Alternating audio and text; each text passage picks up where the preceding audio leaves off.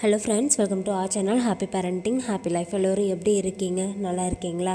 And நாம் இன்றைக்கி என்ன பார்க்க போகிறோன்னு பார்த்தீங்கன்னா கர்ப்ப காலத்தில் ஒரு சில பெண்களுக்கு சர்க்கரை அதிகமாக இருக்கும். ரத்தத்தில் அந்த சர்க்கரையோட அளவு அதிகமாக இருக்கும். அப்படி இருக்கிற பர்சன்ஸுக்கு நம்ம ஆல்ரெடி வீடியோ போட்டிருக்கிறோம். அதை கட்டுப்படுத்துறதுக்கு என்ன மாதிரியான ஃபுட்லாம் சாப்பிட்லாம், அண்ட் அதுக்கு எப்படி இருக்கணும், என்ன மாதிரியான இதெல்லாம் நம்ம ஃபாலோ பண்ணணும் அப்படின்னு சொல்லி நான் போட்டிருக்கிறேன்.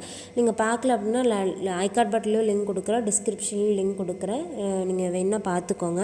அண்ட் நாம் இன்றைக்கி என்ன பார்க்க போகிறோன்னு பார்த்தீங்கன்னா இப்படி கர்ப்பகால நீரிழிவு உள்ள பெண்கள் கொஞ்சம் அதிகமாக இருக்கலாம், சில பேருக்கு அதிகமாக இருக்கலாம். அதுக்காக ட்ரீட்மெண்ட்ஸ் எடுத்துக்கிட்டு இருக்கலாம்.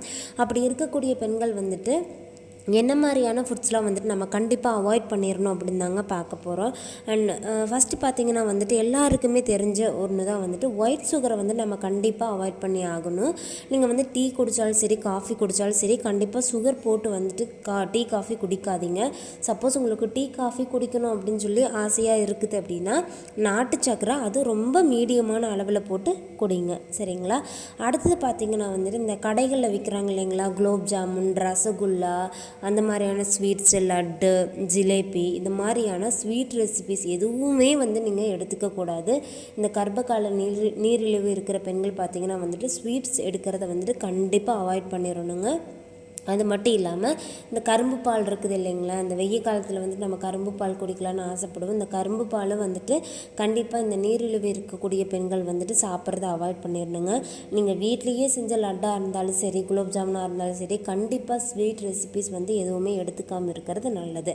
அடுத்தது பார்த்திங்கன்னா பேக்கரி ஐட்டம்ஸ்லேயே இந்த பப்ஸு, சமோசா இதெல்லாம் போடுவாங்க, சரிங்களா? அதுவும் நீங்கள் எடுத்துக்கக்கூடாது. ஏன்னு கேட்டிங்களா, அதெல்லாம் மைதாலிருந்து வர்றது. ஸோ அந்த நம்ம மைதா ஃபுட்டு நம்ம எடுத்துக்கிறோம் அப்படின்னா அதுவும் நம்மளோட ரத்தத்தில் இருக்கிற சர்க்கரையோட அளவை அதிகப்படுத்திவிடும். அதனால் இதெல்லாம் எடுத்துக்கிறத நீங்கள் அவாய்ட் பண்ணிடணும். அதே மாதிரி பார்த்திங்கன்னா பொரிச்சு எடுக்கிற ஐட்டம் எதுவாக இருந்தாலும் சரிங்க, நீங்கள் அதையெல்லாம் கொஞ்சமாக வீட்டிலையே செய்கிற பஜ்ஜி, போண்டா அப்படின்னா அளவான அளவில் 1, 2 அந்த மாதிரி மீடியமான அளவில் நீங்கள் எடுத்துக்கிறது ரொம்ப நல்லது. கடையில் வாங்கி எதுவுமே சாப்பிடாதீங்க. அதே மாதிரி கடையில் விற்கக்கூடிய பாட்டிலில் ஜூஸஸ் இருக்குது இல்லைங்களா, வெயில் காலத்துக்கு இதமாக இருக்குதுன்னு நம்ம வாங்கி குடிப்போம். ஸோ கண்டிப்பாக கர்ப்பகால நீரிழிவு இருக்கக்கூடிய பெண்கள் பார்த்திங்கன்னா இந்த பாட்டிலில் வைக்கக்கூடிய கோகோகோலா, ஆரஞ்சு ஜூஸு, எதுவாக இருந்தாலும் சரி, மேங்கோ ஜூஸு, ஸ்லைஸு, இது எல்லாமே நீங்கள் அவாய்ட் பண்ணிடுறது நல்லது. அண்ட் அதே மாதிரி பார்த்திங்கன்னா நீங்கள் எங்கேயாவது வெளியில் போகிறீங்க, ஃப்ரூட் ஜூஸ் நாங்கள் அங்கேயே அடித்து தருவாங்க இல்லைங்களா, ஸோ அதை குடிக்கலான்னு கேட்டிங்கன்னா அதுவும் குடிக்கக்கூடாது. எப்போவுமே நீங்கள் ஃப்ரூட்டை அப்படியே கன்சியூம் பண்ணிக்கிறது நல்லது. ஜூஸ் ஆகாமல் அப்படியே கன்சியூம் பண்ணிக்கிறது ரொம்ப நல்லது. சப்போஸ் உங்களுக்கு ஃப்ரூட் ஜூஸ் குடிக்கணும்னு இருந்தால் உங்கள் வீட்டிலையே நீங்கள் ஃப்ரூட் ஜூஸ் அடித்து குடிங்க. அதுலேயும் சக்கரை போடாது, சக்கரை வேணால் கொஞ்சம் ஆட் பண்ணிக்கோங்க, இல்லைன்னா ஜாகரி கொஞ்சம், வெல்லம் கொஞ்சம் ஆட் பண்ணிக்கோங்க. அப்படி இல்லைன்னா ஹனி, உங்களுக்கு பக்கத்தில் ஏதாவது ஹனி நல்லா எடுக்கிறவங்க கிட்டேருந்து கிடைக்குது, தேன் அப்படின்னா அதையை வாங்கி அதையை ஜூஸஸ்குள்ளே மிக்ஸ் பண்ணி குடிங்க, ரொம்ப நல்லது, சரிங்களா? ஒயிட் சுகரை கண்டிப்பாக எந்த ஒரு வடிவத்துலையுமே நீங்கள் ஒயிட் சுகர் எடுத்துக்கிறத நிப்பாட்டிடுங்க. அதே மாதிரி பார்த்திங்கன்னா சில பெண்கள்லாம் ரவை கூட சக்கரை வச்சு சாப்பிட்றது, அண்ட் தயிரில் சக்கரை போட்டு சாப்பிட்றது, இந்த மாதிரி நிறைய விஷயங்கள் பண்ணுவோம். சாப்பாட்டிலே பார்த்திங்கன்னா பழமும் சர்க்கரையும் போட்டு சாப்பிட்ற பழக்கம்லாம் சில பேருக்கு இருக்கும். ஸோ இந்த மாதிரியான சாப்பிட்ற பழக்கம் இருந்துச்சுன்னா கண்டிப்பாக இந்த டைமிங்கில் நீங்கள் அவாய்ட் பண்ணிடுங்க.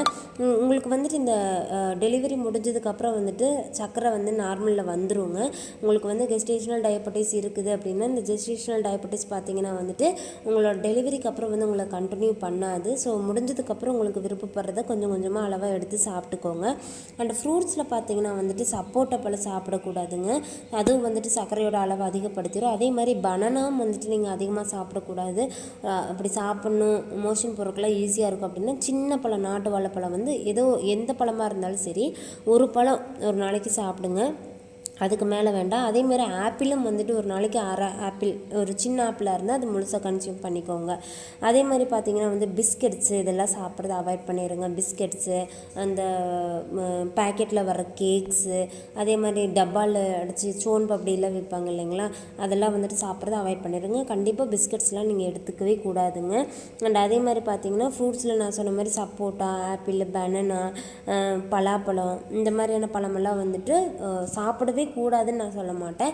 ரொம்ப கம்மியான அளவு கன்சியூம் பண்ணிக்கிறது இந்த டைமிங்கில் ரொம்ப நல்லது. ஏன்னா வந்துட்டு நம்மளோட ரத்தத்தில் ஏற்கனவே வந்துட்டு சுகரோட அளவு அதிகமாக இருக்கிறப்போ நம்ம கன்சியூம் பண்ணிக்கிற ஃபுட்ஸும் வந்துட்டு இது மாதிரி அதிகப்படுத்துகிற இதை பண்ணோம்னா நம்ம வந்து சுகருக்காக ட்ரீட்மெண்ட் எடுக்கிற மாதிரி ஆயிரும். ட்ரீட்மெண்ட் எடுக்கக்கூடிய பெண்களாக இருந்தால் இது எல்லாமே கண்டிப்பாக அவாய்ட் பண்ணிடுங்க. சப்போஸ் சுகரோட அளவு அதிகமாக இருக்குது, நீங்கள் டேப்லெட்ஸ் ஆர் இன்சுலின் போடுறீங்க அப்படின்னா நான் ஆல்ரெடி வீடியோ போட்டிருக்கிறேன், கர்ப்பகால நீரிழிவு இருக்கக்கூடிய பெண்கள் என்ன மாதிரியான ஃபுட் சாப்பிட்ணுன்னு சொல்லிட்டு. ஸோ அது மாதிரி அதை வந்து ஃபாலோ பண்ணி பாருங்கள். நான் ஐகார்ட் பட்டிலும் லிங்க் தரேன், டிஸ்கிரிப்ஷன் பாக்ஸ்லையும் லிங்க் தரேன். கண்டிப்பாக இந்த டிப்ஸ் எல்லாமே ஃபாலோ பண்ணி பாருங்கள், சுகர் வந்து கட்டுக்குள்ளே வந்துடும். ஓகேங்க, இந்த டிப்ஸ் வந்து உங்களுக்கு கண்டிப்பாக யூஸ்ஃபுல்லாக இருக்குன்னு நம்புகிறேன். நான் அந்த மாதிரியான கர்ப்பகால நீரிழிவு சம்மந்தப்பட்ட வீடியோக்களுக்கான லிங்க்லாம் வந்துட்டு கீழே கொடுக்குறேங்க, நீங்கள் செக் பண்ணி பார்த்துக்கோங்க. நான் வேறொரு நல்ல தகவலோடு உங்களை மீட் பண்ணுறேன். நன்றி. கண்டிப்பாக நம்மளோட சேனலை சப்ஸ்கிரைப் பண்ணி வச்சுக்கோங்க.